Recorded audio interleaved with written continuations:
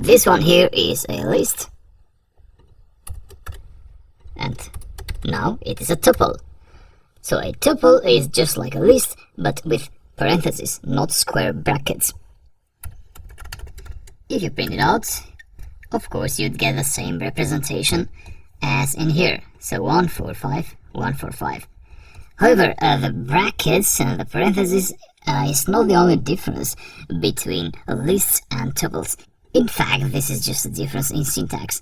The real difference there is that tuples, such as this one in here, are immutable, and lists, such as this one, are mutable.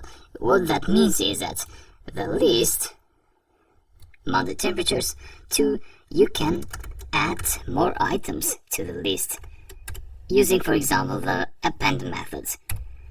So if you check among the temperatures 2 now, you'll get a list mutated. This mutability makes lists very dynamic. You'll see later how when we do these batch operations, and in each operation we are adding items to the list as we generate those items, those values with some functions. But this is not the case with tuples. If you try to append in a tuple, you'll get an error, because the tuple doesn't actually have an append method at all. Likewise, it doesn't have a remove method, like the list does. So 4 is not there anymore. Tuples, however, have the advantage that they are a bit faster than lists, but you should think what to use.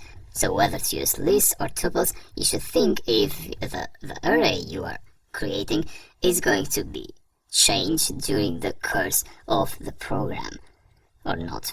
So for now, I'm not going deeper into tuples and lists, but when we create these 10 applications during the course, you will understand the main differences between the two by seeing how they work in real programs.